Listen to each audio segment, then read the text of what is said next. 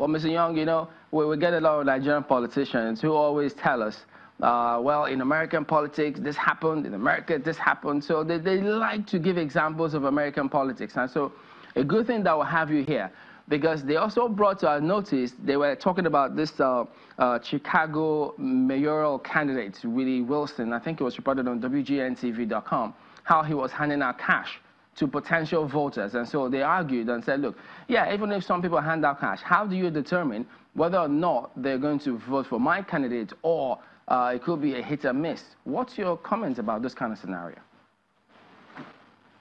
Yeah, well, first I should say, and thanks for pointing that out, you know, we in the United States, we have a whole lot of problems too. So I don't mean to come in here as a diplomat and say that, you know, the United States is perfect and, you know, we've got everything figured out and we've come to talk to our friends the Nigerians.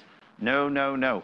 We can learn a lot from Nigeria too. So I come here humbly, recognizing that my country has a lot of challenges. I think one thing that we do have is strong institutions.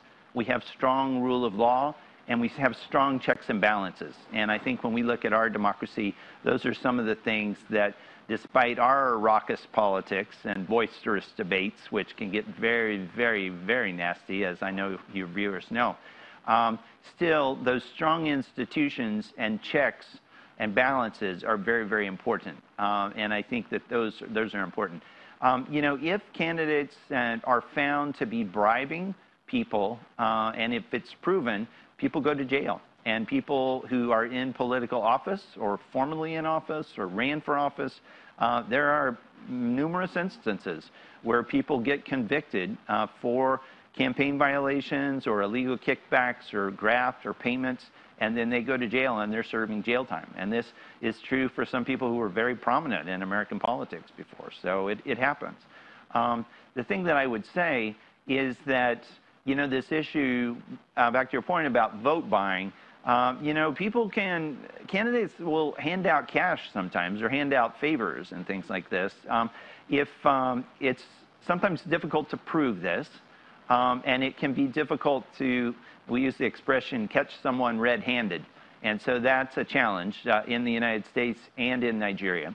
But I think that, you know, so looping back to the Nigerian situation, the vote buying issue is a very serious one that threatens the integrity of the voters' will.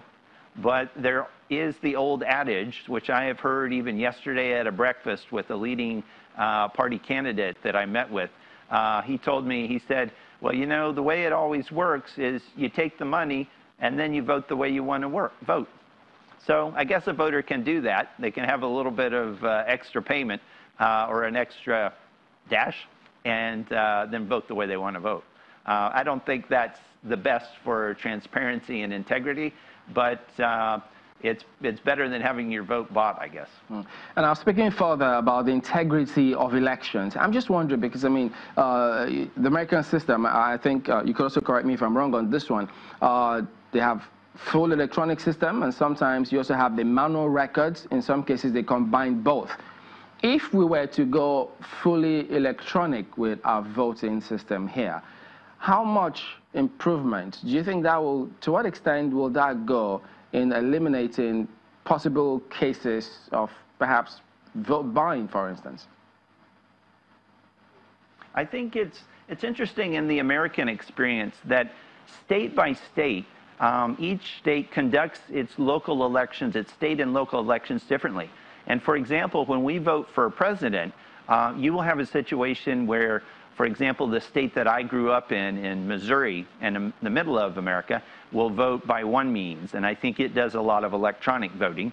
And then we have moved, my wife and I, to the state of Virginia, near Washington, D.C., where we own a home.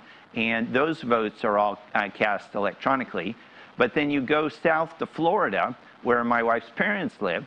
And, you know, Florida has the famous punch card ballots. And we remember, if you're a campaign junkie, political junkie, you'll remember from the 2000 election when George W. Bush beat Al Gore, it came down to just over 500 votes out of a country of 300 million people. It came down to 500 votes, decided who was elected president, and they had to count hanging chads. So little pieces of paper hanging off the ballot. They had to decide, is that a vote or is that not a vote? So it's a very interesting system we have that you basically have to decide who gets elected president based on a little piece of paper hanging off a page.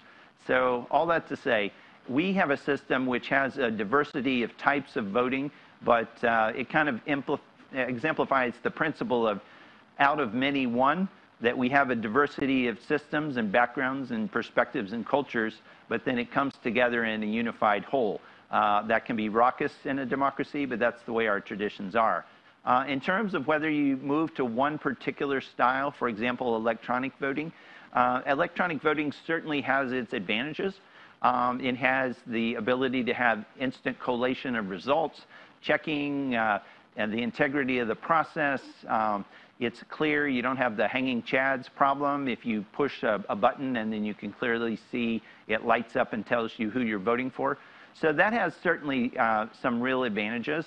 But in the modern world, computer systems can shut down, break, power can surge, things like that. So we can't say that anything is completely perfect.